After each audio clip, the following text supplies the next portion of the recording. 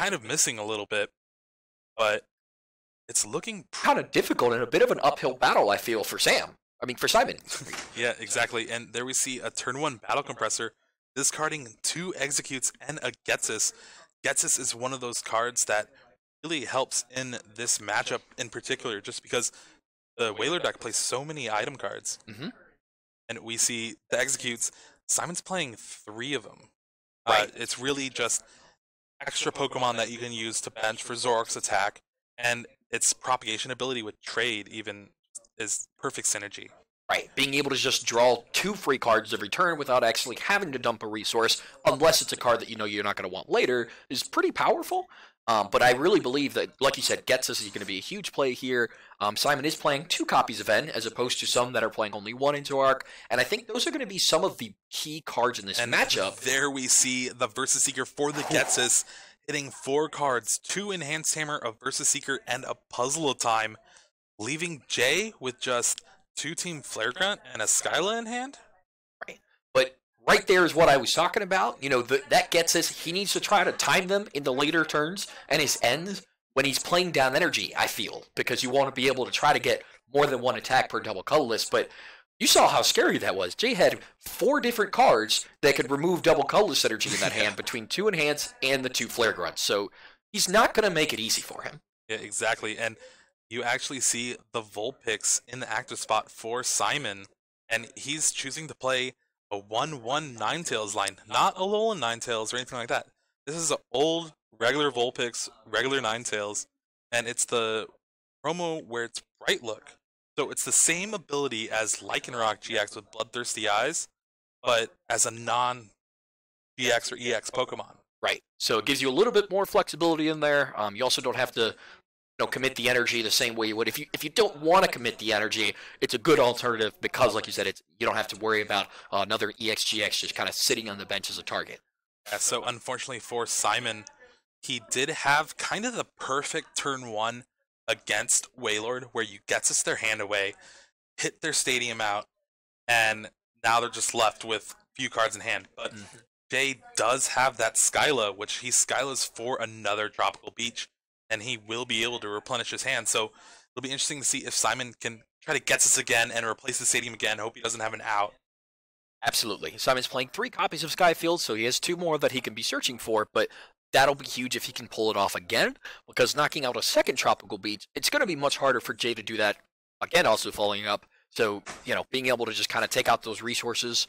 Now, the cool thing about, playing against something like Wailord is you have a lot of time to set these plays up. So if you don't really want to do anything for a bit, get your board situated, the only thing you really have to watch out in those kind of scenarios is Hugh coming down and taking a bunch of cards and ripping them out of your hand.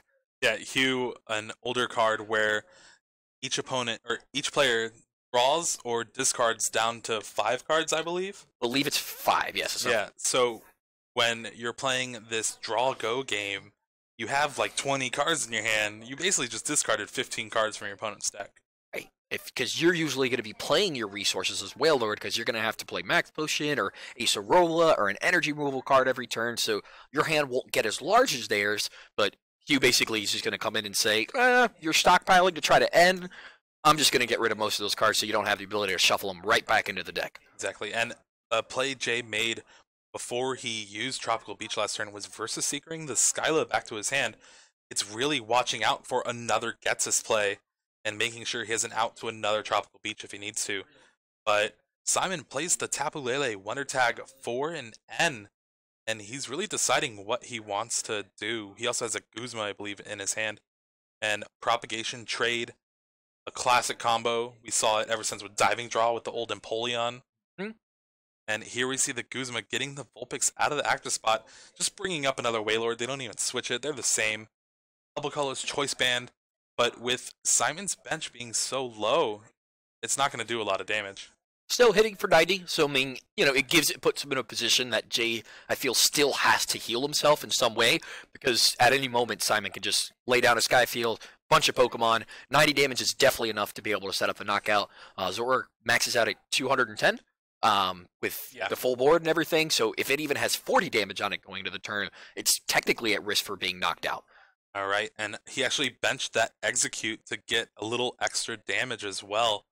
So 110, meaning it's going to take a little less if he doesn't have Max Potion or Acerola out. And looking at Jay's hand, that Beach really replenished it for him. He has an Enhanced Hammer. I believe I see Acerola Max Potion as well. And there we go. Acerola bringing up the Robo Substitute.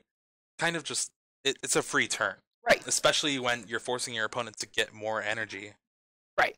You know, Simon's not playing any kind of cards like Hypnotoxic Laser or anything like that, so he has to commit an energy just to hit the Robo-Sub, unless he wants to Guzma around it. See, this is a play, you know, that, again, I really like highlighting when I feel something that separates a good player from a really good player, because with Jay, he just put himself in a position where Simon, as I mentioned earlier, kind of wants to play an N or a Getsus when he puts down those double colorless, but if he does that now, all he does is knock out a Robo-Sub. He doesn't even get to put damage on a Wailord, so he's kind of forcing him to do the Guzma play instead, which at that point, he gets to keep his resources in hand, and there's a lot more of a likely scenario. Who needs Guzma when you have Bright Look Ninetales bringing up the Wailord again, and with a second double colorless?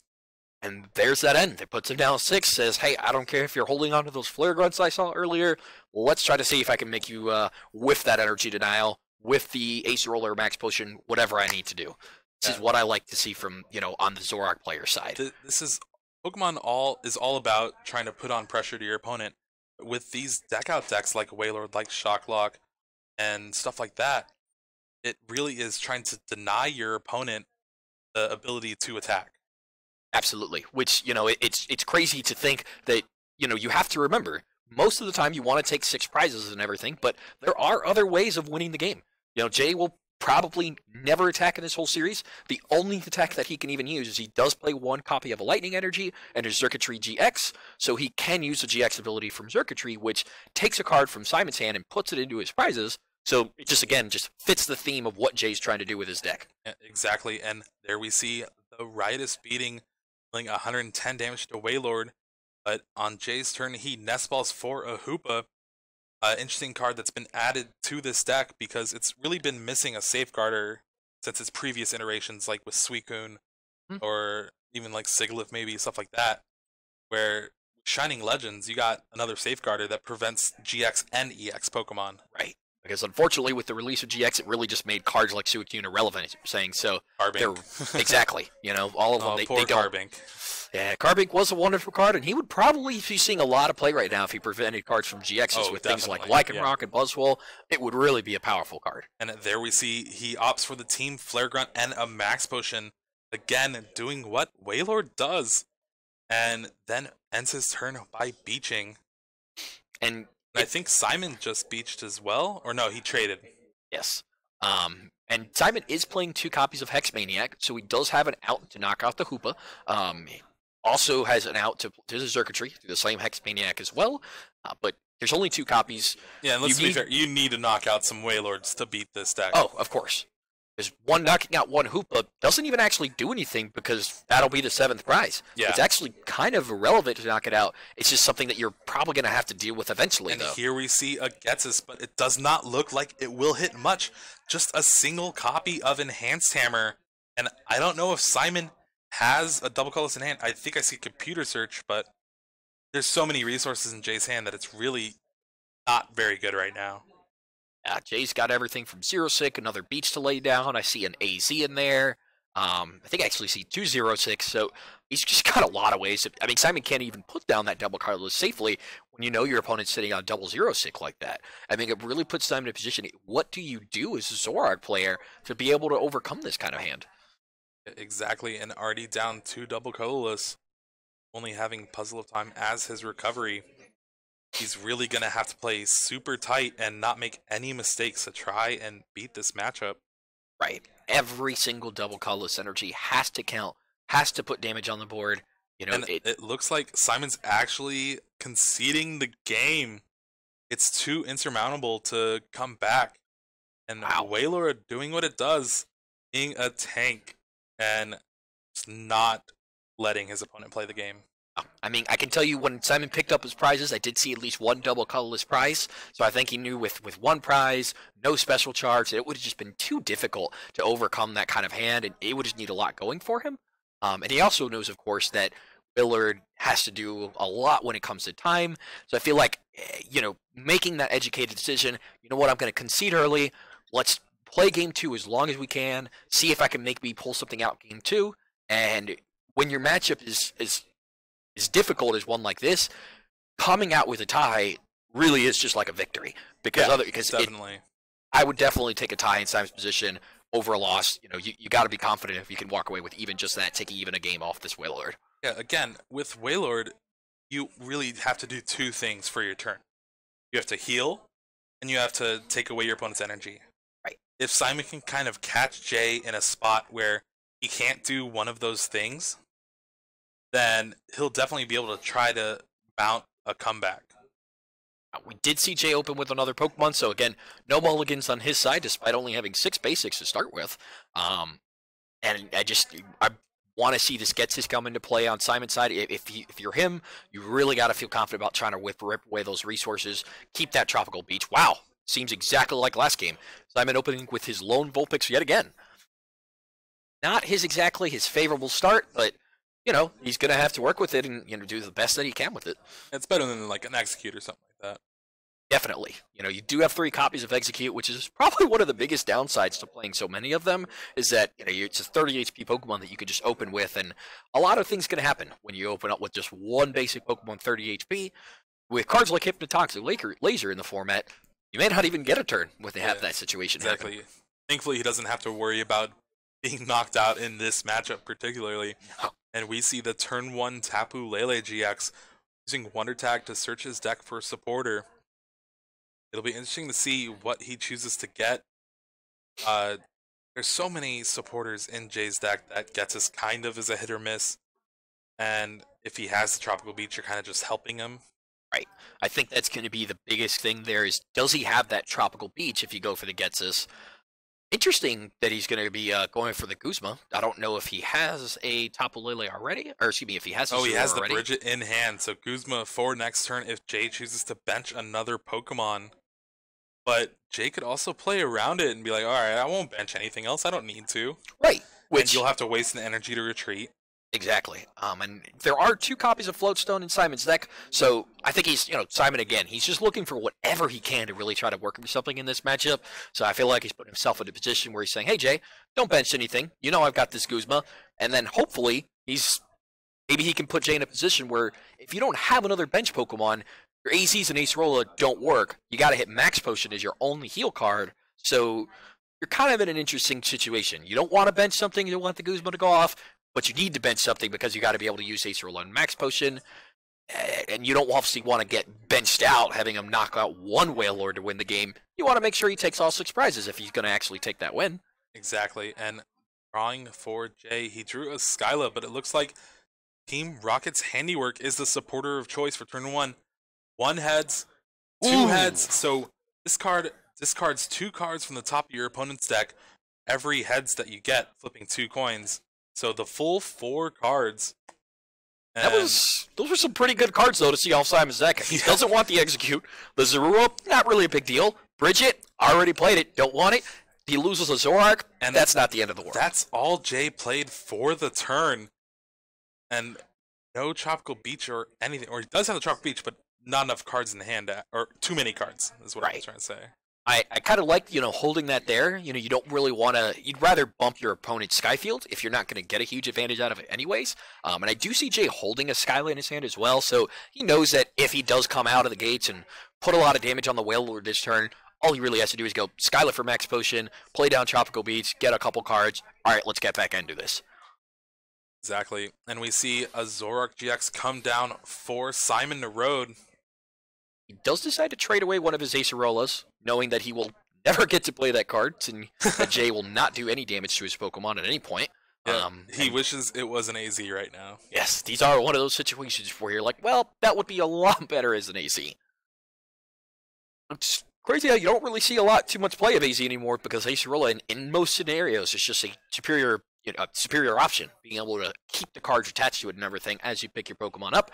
But you get these odd little scenarios like this. Yeah, and there we see a pass from Simon, not willing to sacrifice energy to retreat and not having any in play at all, and not drawing a Floatstone. That's also another reason Jay didn't really play down the beach, is because, well, my opponent can use it too. He can probably use it better. Right.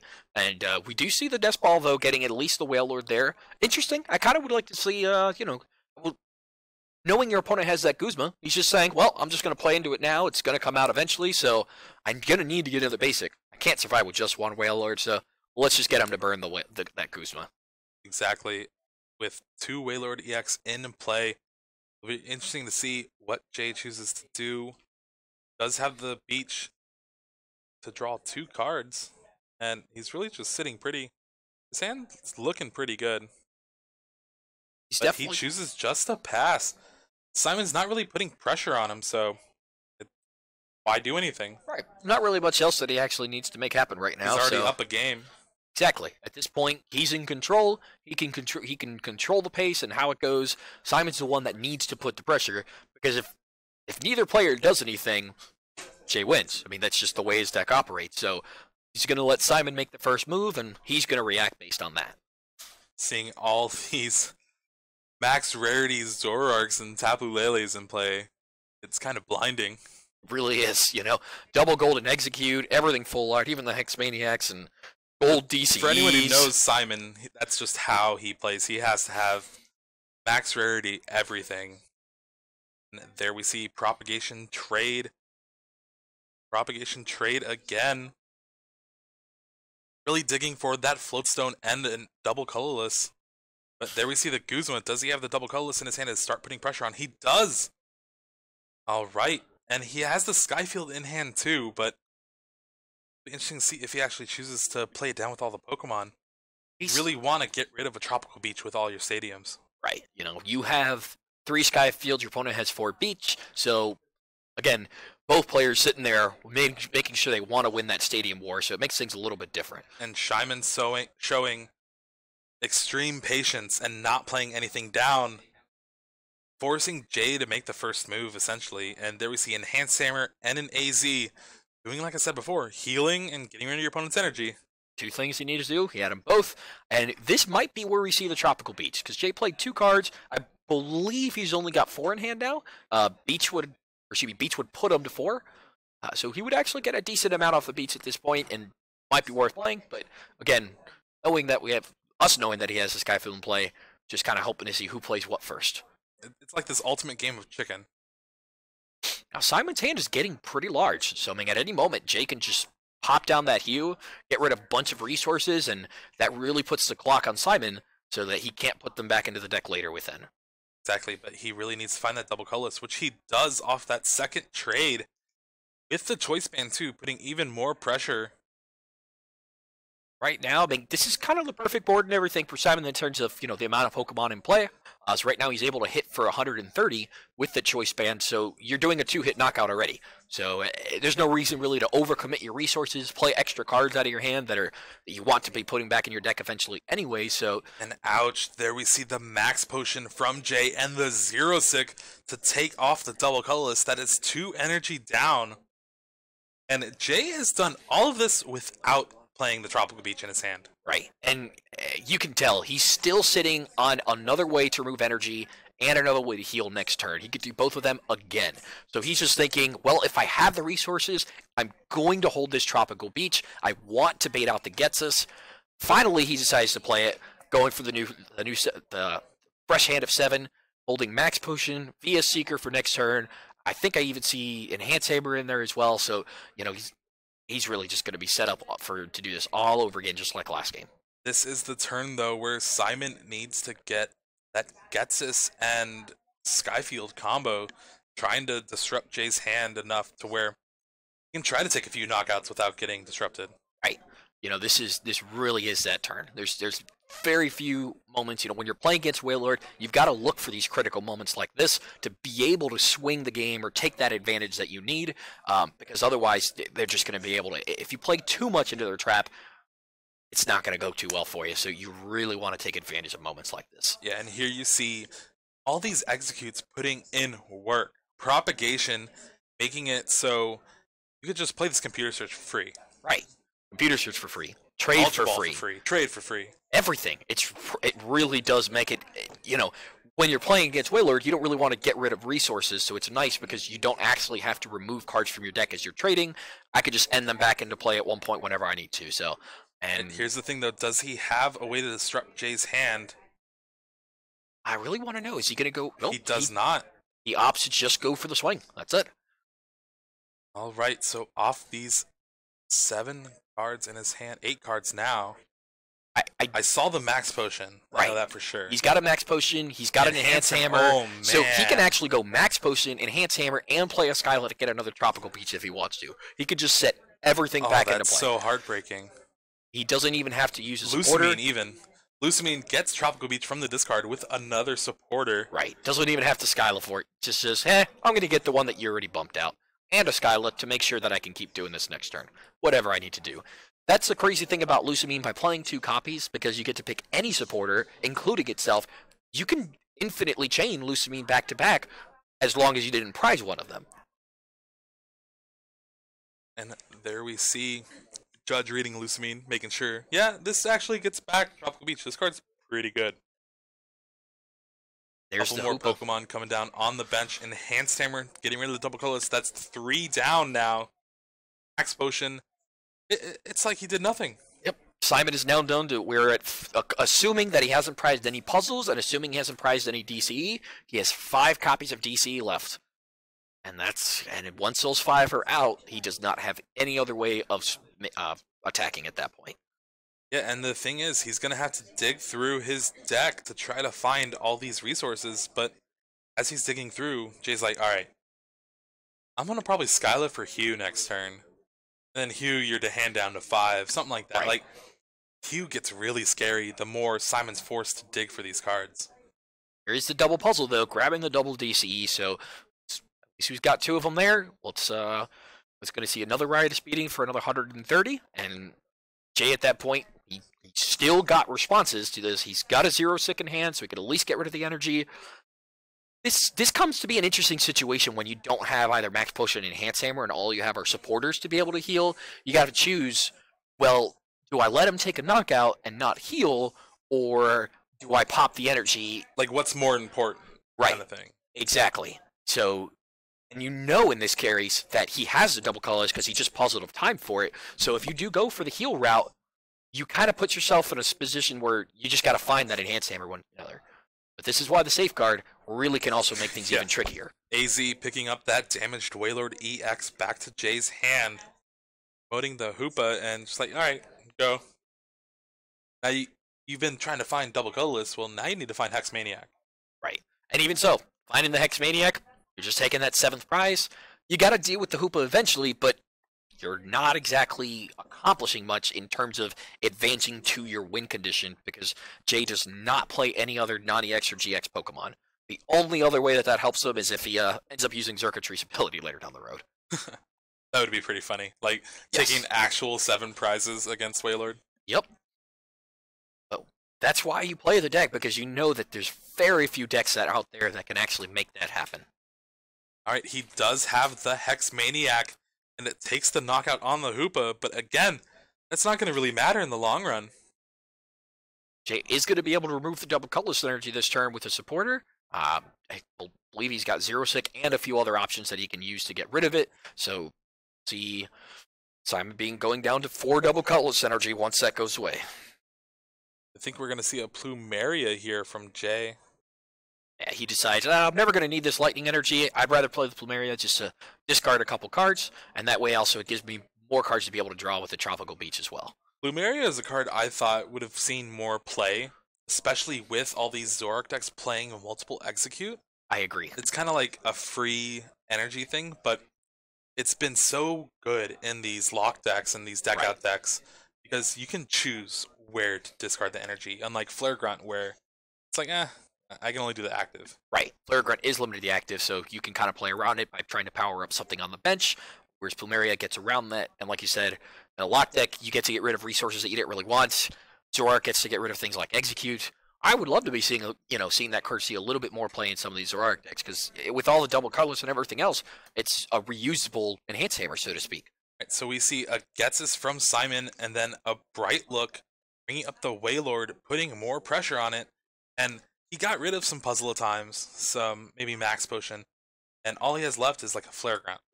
I'm not sure what else is left in his hand, so it'll be just interesting to see if he could actually save this Wailord.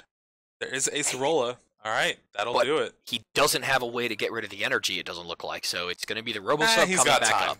Exactly, so it doesn't really matter, because he can only Bright Look once, so Robo-Sub comes up, and he's in the same spot he was before, really. It's really just Simon is trying to fight this deck, and it's such an uphill battle. It's like he's in quicksand, like trying to fight. Can't really get there. It's going to be a difficult battle for him to be able to overcome. He's just... And that's there's another the one team down. Flare Grunt. What is the double colorless count? There are 3 left. There's 2 Yeah. puzzle at a time and 1 physical double colorless left. And again, that's assuming if you even prize 1 puzzle, that's 2 of them that are out of commission. So I'm not really sure which, we don't have prize. Oh, no, I think he might have played Skyla after playing the Flare Grunt. I believe so, and he did pick up his deck and start looking through it, so the judges are going to try to figure out what happens. Usually in a scenario where you are looking through the deck or going through it, it does result in prize penalties a lot of the time. We'll know what's happening in just a moment. But to be fair, even if Simon gets to take an extra prize here, I don't know that it's really going to be able to help him that much. Yeah. It does take out that 7 prize game, which is pretty interesting, but he's still got 2 more Wailords to go through with only 3 double colorless energy left in his deck. That's Maximum true. 3 double colorless. Looks like Jay will get the Skyla back in his hand. The judge is shuffling the deck.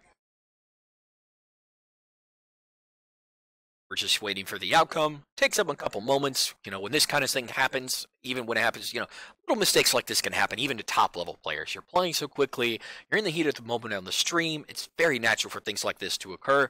And the judges, when they see it, they like to handle it as best as they can, explain the scenario very detailed to both players, make sure everybody's clear, so they're happy to take their time. It does look like it was a prize penalty. Simon now down to 4. Skyla goes back in Jay's hand. Still Jay's turn at this point. Probably get passed up pretty soon.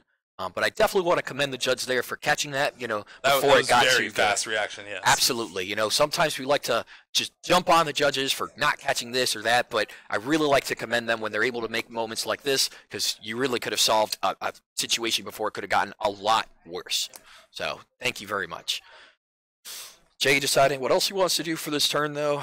Simon just the knowing the awkward clock's point ticking. where Jay has too many cards in hand to actually use Tropical Beach. He does have the double puzzle of time, though. It looks like it's back into Simon now. So, Yeah, Jay's resources are off the charts. He has access to almost everything he needs. And there is double colorless number 4 physical copies, so he has 2 puzzles left. And as long as those last 4 prizes don't have either one of them, he should be all right. But he's got to make each one of these count. So, ideally you'll see it paired with Getsus or something here, but... Taking a knockout on a Robosub doesn't really help it make it count. That's a good point. So, it wouldn't even really matter too much, but definitely going to see some way to get rid of this double colorless, or I would assume so, from Jay's side. And there we see the Skyla for the Enhanced Hammer. And he's really just in the driver's seat. Being double puzzle of time in hand, Beach in play, opponent's deck now down to just 2 puzzles left for double colorless. You couldn't ask for anything better. Nope. As the Wailord player, you've got to be feeling pretty comfortable here. And interesting to see him use the Skyla instead of the puzzles, knowing that, you never know what a puzzle can get me any card, at least with the Skyla. I'd just rather get the Enhanced Hammer out now. Make my deck smaller, because at this point, Jay knows how close he is to eliminating the last bit of Simon's resources, so he wants his deck to be nothing but energy denial, so that way at that point, he can cause Simon to be in that position. It's interesting to see. I think I see a Team Skull Grunt in Jay's hand. So there could be a moment where Simon double puzzles for 2 double colorless, and Jay just goes Enhanced Hammer and Team Skull Grunt, discarding both of them. That would be an absolute. That would just end it right there, really. Because you can even get the max potion at the same time with those double puzzle. Yeah. So and just nothing you'll be able to do to counteract that play. There we see the battle compressor from Simon, and unfortunately he has to discard a card with battle compressor because it says up to, but you still have to discard at least one. Right. You can't have a card. You cannot play a card to no effect, even when it does say up to in situations like that. So you are required still to get that one card. But he was definitely checking to make sure both puzzle of times were in the deck. There's the Getsus. All right, this could help. He loses a double puzzle, but this is where Simon looks at it and says, "Whoa, I see that Skull Grunt. This is interesting because if I do get the puzzles this turn, even though he doesn't have an Enhance Hammer or anything now, I'm guaranteed to lose one. This is kind of scary." Basically, all Jay needs to do is okay, I'll Skull Grunt the one from your hand, and then next turn you can take a knockout if you want. It's fine. The next turn I'll just Flare Grunt and I'll win. Simon says he's going to go for it. Says, you know what? I see what your hands is. I see what you've got to work with. That's fine. I'm going to put the pressure. It is now or never. And he's going to go in with his final 2 DCs, putting the damage on Whale Alert, setting up the double knockout again. Let's see if he can actually take out one of the whales before the time is actually gone. All right. Skyfield bumping the Tropical Beach. Simon actually down to 3 cards, it looks like. But even so, you can always end to put a lot of them back into the deck as long as Jay doesn't play a Hue or something like that here right off the top. Yeah, and the thing about N against Waylord is you're really just kind of helping them most of the time. A lot of the times. They're always going to have 6 cards. All right, there's the draw. Tropical Beach off the top. Why not? I'll bump the Skyfield. He moved the Skull Grunt to the front of his hand, and there we go. Team Skull Grunt. Discarding the last double colorless from Simon's hand, leaving only the one in play.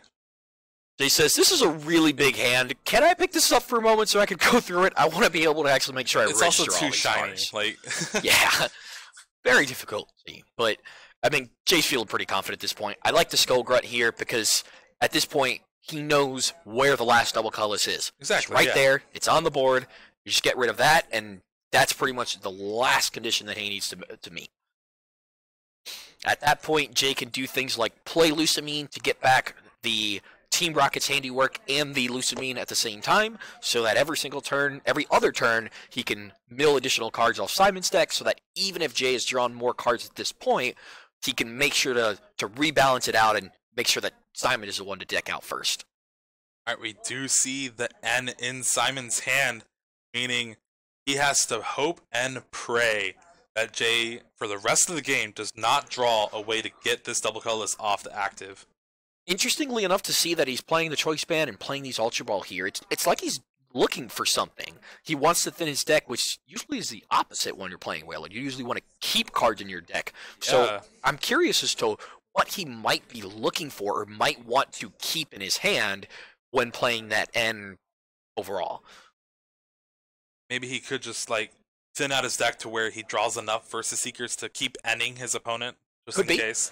I mean, at this point, he knows that his outs are really, really slim. He literally has to hope that Jay never finds an Enhance Hammer, a Double Puzzle, a Via Seeker, a Team Flareon, a Xerosic, a Plumeria. The list goes on for a while. There are a lot of outs for Jay. Sure, he's used quite a bit of them as well, but it's 4 Flare Grunt, 2 Plumeria. He's got Xerosic. There's quite a bit of outs. Yeah, Versus Seeker on top of that. And we'll see here if Jay's 6 cards. And he's got Computer Search. And I believe I see a Versus Seeker as one of the cards in there. And I definitely see a Skyla, so if there's still an Enhanced Hammer left, then all right, one of the Simon did get down, and there's the top deck Team Flare Gun as well. Team Flare Gun, and that is the concession from Simon. Jay takes this game 2-0 in kind of dominating fashion. Yep. Just the ability for Waylord to combat Zoroark decks where they don't play really anything else but double colorless. Right. Especially with Simon not playing Special Charge. Absolutely. It kind of puts him at a disadvantage just going in. Right. This has got to be the scenario where you might regret not playing the Special Charge in your deck. It's a risk card to be able to not play that because you've got Puzzle of Time to get them back anyways, but if you're able to puzzle time a special charge and a DC at the same time, it really adds to the amount of double color synergies that your opponent has to deal with in this there. But definitely, that's a big reason why I feel like Wailord is going to be seeing play from players of top caliber like Jay with such a solid matchup as we just saw there against Zorg, easily the most popular deck that we've been seeing here at Dallas Regionals. Definitely the largest. I mean, it's just crazy the amount of Zork that's going to be seen. If Jay finds the right play, people, he can find himself coasting to that 7-2 record and advancing into the day 2. Yeah, exactly. And we'll be right back with a player interview of Jay Lesage and his Wailord deck. Stay tuned.